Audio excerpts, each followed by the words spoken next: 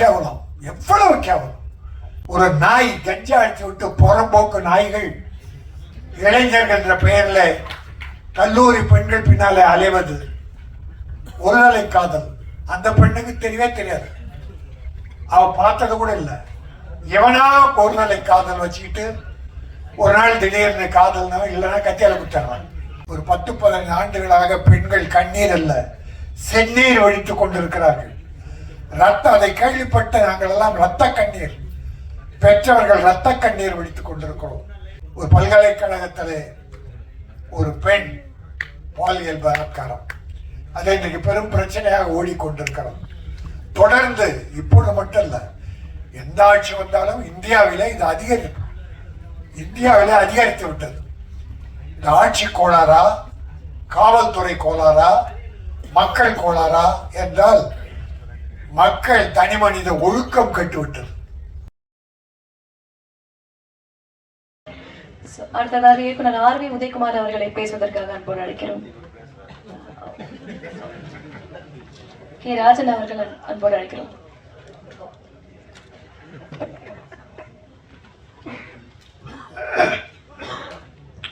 அன்பிற்கும் மரியாதைக்கும் உரிய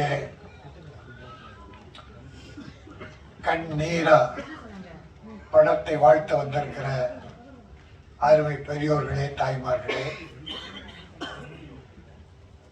மனம் நிறைந்து இந்த படம் வெற்றி பெற வேண்டும் என வாழ்த்த வந்திருக்கிற மேடையில் அமர்ந்திருக்கிற ஆருயிர் தம்பி, மிகச்சிறந்த இயக்குனர் ஆர்.வி. உதயகுமார் அவர்களே, பேரரசு அவர்களே, என் அருமை தம்பி நகைச்சுவை நடிகர் ரூபோ சங்கர் அவர்களே, மற்றும் மேடையில் அமர்ந்து வாழ்த்திய அருமை சகோதரர்களே, படத்தின் கதாநாயகன், இயக்குனர், தயாரிப்பிலும் சம்பந்தப்பட்டவர், மொத்தத்துக்கும் சொந்தக்காரர் கதிரவன் அவர்களே, அவரை படம் எடுக்க தூண்டி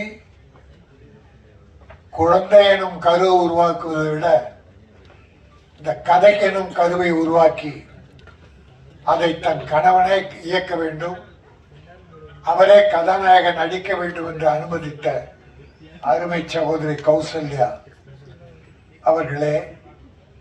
கௌசல்யான்னு சொல்லும் போது கதை வசனம் மட்டும் எழுதியிருந்த கோ டைரக்டரா கூட ஒர்க் பண்ணியிருக்காங்க. அந்த கவிதை பாடல்கள் எழுதியிருக்காங்க. ஆக இவர் டைரக்டர், ஹீரோ, ப்ரொடியூசர், இது இருவரும் இறைவனால் தந்த குடும்பம் ஒரு பல்கலைக்கழகம் என்பதை போல இது ஒரு கலைக்கழகம், திரைக்கலைக்கழகம். கணவன மனைவி ஒத்து இப்படி படம் பண்ணியிருப்பது உலக அதிசயம். முதல்ல டைரக்ட் பண்ணவே முன்னாலாம் அனுமதிக்க மாட்டாங்க, சினிமாவுக்கே ஒத்துக்க மாட்டாங்க. அந்த காலத்துல பெண்கள் சினிமானா அவ்வளவு பயம், ஆண்கள் கெட்டுடுவாங்க, சினிமா கெட்டது, சினிமாவை யாரும் போகக்கூடாது, நம்ம பெரியவங்க தடுத்த காலம் ஒன்று உண்டு. பிறகு நடிக்க அனுபவித்தார்கள், இயக்குவதற்கு அனுபவிப்பாங்க. ஏன்னா முதலாளிக்கு அடுத்த ஸ்தானம் இயக்கம், சிறப்பு வாய்ந்தது. பிறகு அதுக்கப்புறம் தான் நடிக்க அனுபவித்தார்கள். அதுவும் ஹீரோவை நடிக்கணும்னா அடுத்த பெண்களோட தொட்டு தடவி பாடல், ஆடல், பாடல், காதல் என்பதெல்லாம் இருக்கிற எந்த மனைவியும் போலியாக செய்தால் கூட நடிப்புக்காக ஒத்துக்க மாட்டாங்க. அந்த கௌசல்யா அனுபவிச்சிருக்காங்க. நீங்க ஃப்ரீயா ஆக்ட் பண்ணுங்க, இதே 2 பார்ட் எடுத்திருக்காங்க. ஆக அத்தனை திறமை வாய்ந்த அந்த பெண்மணி இருப்பதாலே கதிரவன் நிச்சயம் வாழ்க்கையில் வெற்றி பெறுவார். ஒரு ஆணுக்கு பின்னாலே, வெற்றிக்கு பின்னாலே பெண் இருக்கிறாள் என்று சொல்வதை போல இங்கே கதிரவனுக்கு பின்னால் அவர் மனைவி கௌசல்யா இருக்கிறார். உங்கள் குடும்பம் வாழ்க, உங்கள் கலை பயணம் வெல்க. அதுவும் தமிழ்நாட்டை நம்பி ஒரு தமிழ் படம் பண்ணியிருக்கீங்க இல்லையா? மலேசியாவிலிருந்து படம் பண்ணி தமிழ்நாட்டில் ஆடியோ ஃபங்க்ஷன், படம் ரிலீஸ். ஏற்கனவே மலேசியாவில் படம் நடித்து ரிலீஸ் பண்ணியிருக்கார். அது தமிழ்நாட்டை, அது மட்டும் இல்லை, ரெண்டு பேருமே பேசும்போது அருமையான தமிழில் பேசணும். நீ இங்கே பார்த்த நான் தமிழ்ல இங்கிலீஷ் கலக்காம பேசுறதே இல்லை. போன வருஷம் மட்டும் இங்கிலீஷ் டைட்டில் வந்த படங்கள் எத்தனை இருக்கும் யோசித்து பாருங்க. டைட்டில் இங்கிலீஷ், பெரும்பாலும் அது ஒரு நாகரிகமா இப்போ தமிழ்நாட்டில் வந்துருச்சு. ஆங்கில டைட்டில். இந்த படத்துக்கு பேர் கண் நீரா, கண்ணில் நீரா, இல்ல பெண்ணின் கண்ணினுடைய நீரா, சோகத்தால் காதல் ஃபெயிலியராக நீர் கண்ணீர் வெடித்தாளா என்பது கதையில பார்த்தா தெரியும். கண் நீரா. ஆனால் சொன்னார்கள் ஹீரோயின் பெயர் நீரா. அவள் வடிக்கும் காதல் கண்ணீரா என்று தெரியாது, பார்த்தால் தெரியும். ஆனால் தமிழகத்தில் பெண்கள் சமீப காலத்தில் தொடர்ந்தே ஒரு 10-15 ஆண்டுகளாக பெண்கள் கண்ணீர் அல்ல செந்நீர் ஒழித்துக் கொண்டிருக்கிறார்கள். அதை கேள்விப்பட்டு நாங்கள் எல்லாம் ரத்த கண்ணீர் பெற்றவர்கள் ரத்த கண்ணீர் வெடித்துக் கொண்டிருக்கிறோம். எங்கள் கண்ணில் இப்பொழுது கண்ணீர் வருவதில்லை, செந்நீர் ரத்தம் வெடித்து கொண்டிருக்கிறோம். இப்பொழுது கூட ஒரு பல்கலைக்கழகத்திலே ஒரு பெண் பாலியல் பலாத்காரம், அது இன்றைக்கு பெரும் பிரச்சனையாக ஓடிக்கொண்டிருக்கிறோம். தொடர்ந்து இப்பொழுது மட்டும் இல்ல, எந்த ஆட்சி வந்தாலும் இந்தியாவிலே இது அதிகரித்து விட்டது. இந்த ஆட்சி கோளாறா, காவல்துறை கோளாறா, மக்கள் கோளாறா என்றால் மக்கள் தனி மனித ஒழுக்கம் கட்டுவிட்டது. காவல்துறையிலே கருப்பு ஆடுகள் நுழைந்து விட்டது. பல ஆட்சியிலே அவலங்களும் நடைபெறுகிறது. அதனால்தான் இப்படிப்பட்ட என் அருமை குழந்தைகள், பெண் குழந்தைகள் பாதிக்கப்படுகிறார்கள். பாலியல் பலாத்காரம். இங்கே வில்லிவாக்கத்திலே ஒரு 5-6 ஆண்டுகளுக்கு முன்னாலே மாற்றுத்திறனாளி பெண், அந்த குழந்தையை 7-8 பேர். எவ்வளவு கேவலம், எவ்வளவு கேவலம். மனிதா வாழ்கிறானுங்க. எல்லோரும் அல்ல, நம் குடும்பம் நல்லா இருக்கணும், எல்லா குடும்பம் நல்லா இருக்கணும். அது பெண்கள் தெய்வத்துக்கு இணையானவர்கள். தாய் என்றால் தெய்வம். அப்படிப்பட்ட பெண் இனத்தை, குழந்தைகளை 8 வயசு 10 வயசு குழந்தைகளை, கல்லூரி பெண்கள், ஒரு நாய் கஞ்சா அடிச்சு விட்டு புறம்போக்கு நாய்கள் இளைஞர்கள் என்ற பெயர்ல கல்லூரி பெண்கள் பின்னாலே அலைவது, ஒருதலை காதல். அந்த பெண்ணுக்கு தெரியவே தெரியாது, அவ பார்த்தது கூட இல்லை.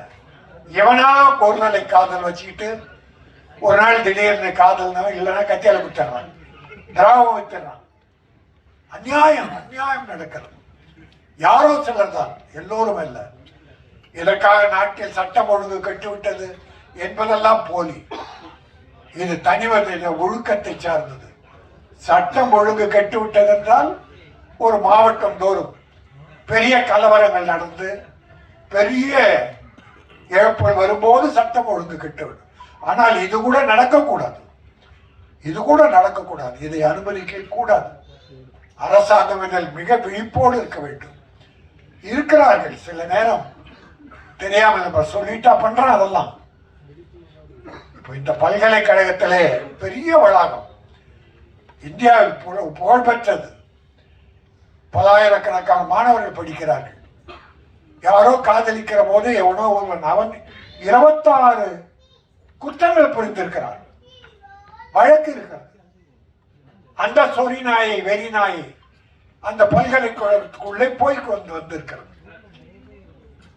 இதையெல்லாம் தடுத்து நிறுத்த வேண்டும். மகாத்மா காந்தி சொன்னதை போல ஒரு பெண் இரவில் நகைகளை அணிந்து கொண்டு தன்னந்தனியாக வீடு போய் செய்கிறாளோ அதுதான் நாடு சுதந்திரம் பெற்ற நாடு. எங்கே பெற்றது நாடு? எங்கே சுதந்திரம் பெற்றது? பகலிலே நடக்க முடியவில்லை. இது ஒட்டுமொத்த இந்தியாவில் பிற மாநிலங்கள் பார்த்தால் இதை விட கேவலமாக இருக்கிறது, இதை விட மோசமாக இருக்கிறது. ஆக இந்த நிலை ஒழிய வேண்டும் என்றால் தனி மனித ஒழுக்கம் வேண்டும்.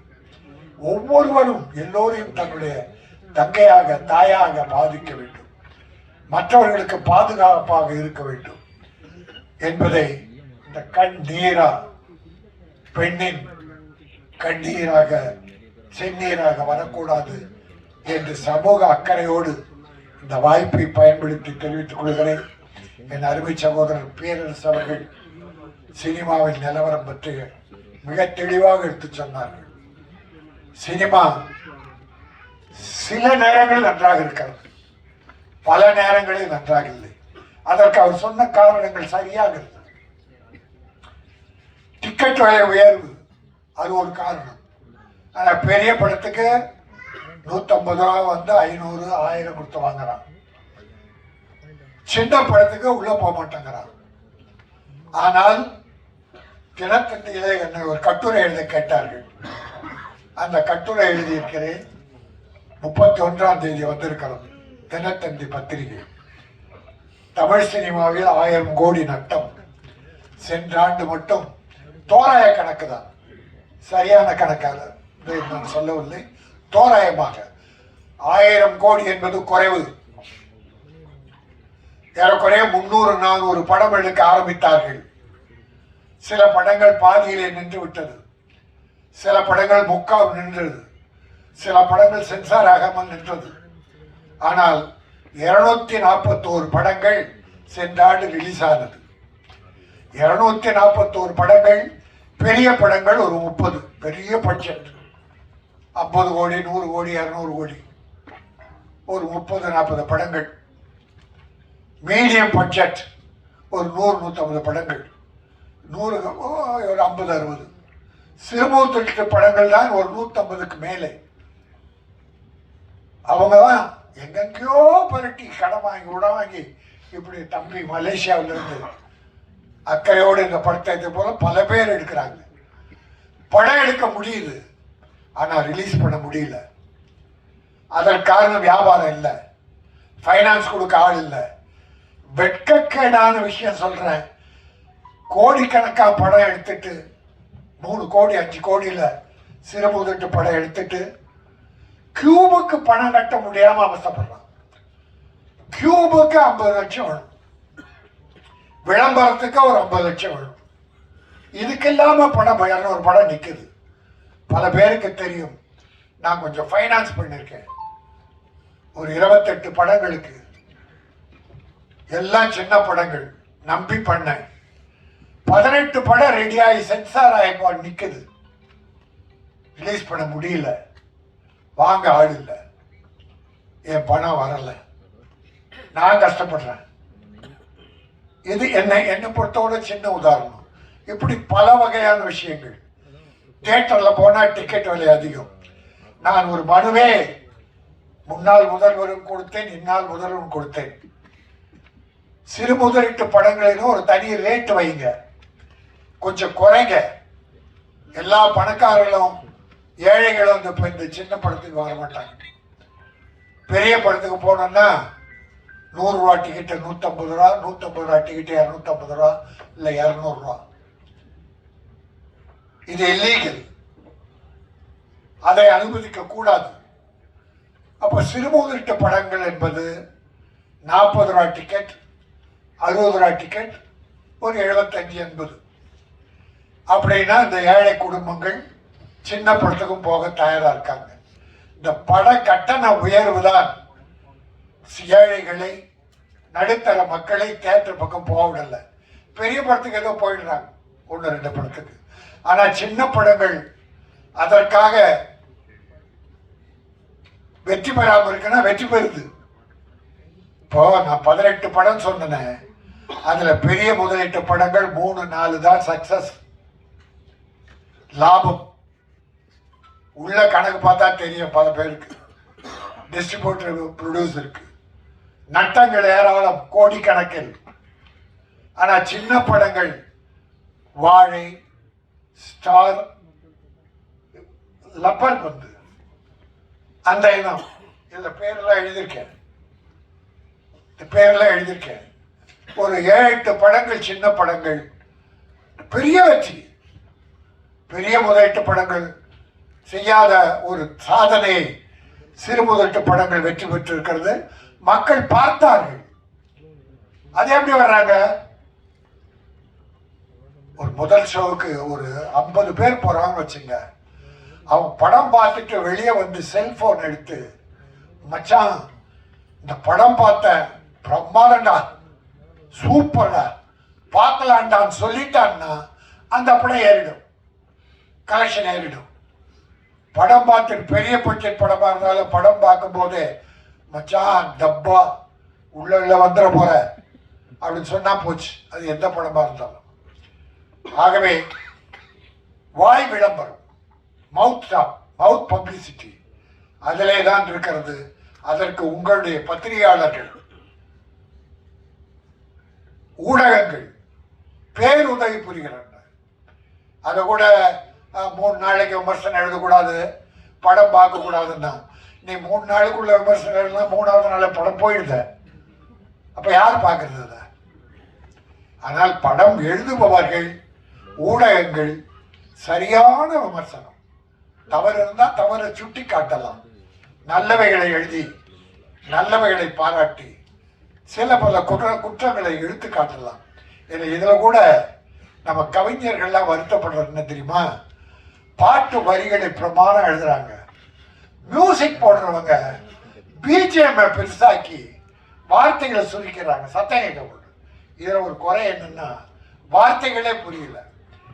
2 பேரும் உதயகுமார், பேரரசு 2 பேரும் பெரிய கவிஞர்கள், அருமையான கவிஞர்கள். பல படங்களுக்கு பாடல் வெற்றி பாடல்கள் இருக்கீங்க. அவங்கெல்லாம் மனம் நோவும். வார்த்தைகளுக்கு முக்கியத்துவம் கொடுங்கள். பிஜிஎம் குறைக்கணும், வரிகள் வரும்போது பிஜிஎம் குறைக்கணும். அதை இந்த படத்துல கொஞ்சம் பின்னால ட்ரை பண்ணுங்க. கொஞ்சம் வார்த்தைகளை கேட்கல. ஆகவே இந்த கண்ணீரா தயாரிப்பாளருக்கு இது கண்ணீரா வர வைக்காமல் லாபகரமான படமாக அமைந்து மலேசியாவிலிருந்து தமிழகத்தை நம்பி வந்திருக்கிற இந்த கதிரவன்,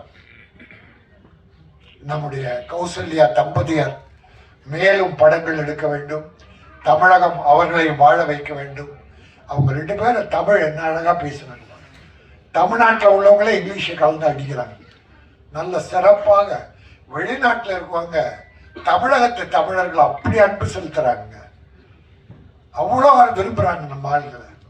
ஆனால் நம்ம ஆளுங்க தான் அதை ஏற்பதில்லை. ஆகவே தமிழகத்தை நம்பி வந்திருக்கிற கதிரவனும் கௌசல்யாவும் இன்னொரு தயாரிப்பாளர் இணைந்து உதவியாக இருந்திருக்கிறார். இந்த படம் வெற்றியின் மூலமாக நீங்கள் அடுத்த படம் எடுக்க வேண்டும். கண்ணீரா அவருடைய இன்ப கண்ணீரை வர வைக்க வேண்டும், நல்ல வரவை தர வேண்டும் என சொல்லி வாழ்த்து விடைபெறுகிறேன். நன்றி, வணக்கம்.